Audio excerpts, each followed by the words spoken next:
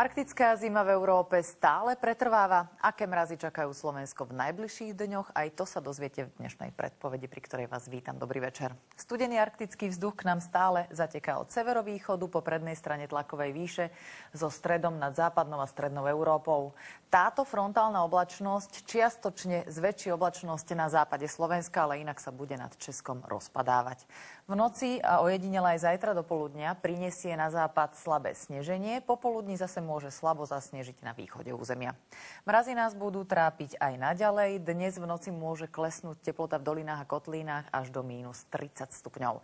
Zajtra cez deň sa bude teplota len pomaly šplhať nahor, zostane v intervale od minus 15 do minus 10 stupňov, na juhu bude od minus 10 do minus 5. No a vietor bude fúkať prevažne od severu až severozápadu rýchlosťou do 30, v nárazdoch do 55 km za hodinu, na horách bude naďalej búrlivý vietor až vichrica. Prázdniny sa zajtra končia, tak si dajte pozor na vietor, ktorý už pár dní neúnavne vyrába na cestách snehové jazyky a záveje. Dnešná noc bude opäť jasná až polojasná, iba na západe pribudne oblačnosť, z ktorej môže slabo zasnežiť. Bude extrémne chladno. Od minus 13 do minus 25 v dolinách a kotlínach na strednom a východnom Slovensku môže teplota klesnúť až na minus 30 stupňov.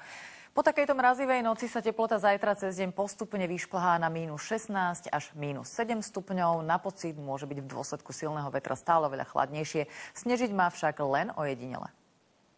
Na západe bude spočiatku oblačno s ojedinelým snežením, neskôr sa obloha vyjasní a teplota vystúpi na minus 12 až minus 7 stupňov.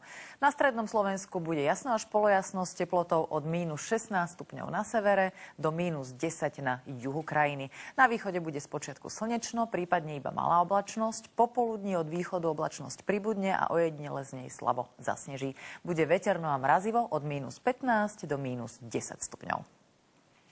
Ak vás neodradí od lyžovania ani silný mráz a vietor, tak zajtra vám lyžovačku na horách spríjemnia slnečné lúče. Pozor na lavínovú situáciu. Vo výške 1500 metrov bude okolo minus 14 stupňov. V pondelok bude na horách premenlivá oblačnosť s ojedinelým snežením. Bio zostáva zajtra na dvojke, čo je slabá až mierna záťaž. Vlna chladného arktického vzduchu bude u nás pretrvávať aj v ďalších dňoch. V pondelok a v útorok zasneží len ojedinele, v stredu má byť zväčša slnečno, ale vo štvrtok prinesie od západu frontálny systém na mnohé miesta opäť sneženie. Ako vidíte, denné mrazy sa konečne trošku zmiernia a bude väčšinou od minus 10 do minus 2 stupňov. Silné nočné mrazy však budú aj naďalej. V Španielsku takéto mrazy nehrozia. Tam bude zajtra pekné počasie, sem tam s hmlami a s teplotou do 16 stupňov. V Turecku bude aj zajtra prevažne zamračené počasie s prehánkami a s búrkami a s teplotou do 10 stupňov. Na severe Európy sa zajtra vyčasí, teploty si tam pohybujú zhruba od minus 2 do plus 3 stupňov. V Prahe bude slnečno, len z rána hmlisto, ale bude tam len okolo minus 5 stupňov. Londýn bude zajtra sichravý s teplotou okolo 8 stupňov. Na záver ešte z jazdovky. Na svahoch bude aj zajtra veterno, mrazivo, ale slnečno. Napríklad Donovali majú okolo 50 až 60 cm snehu. Veľmi dobre si zalyžujete aj vo Vyšnej Boci, kde sa výška snehu pohybuje okolo 30 až 50 cm.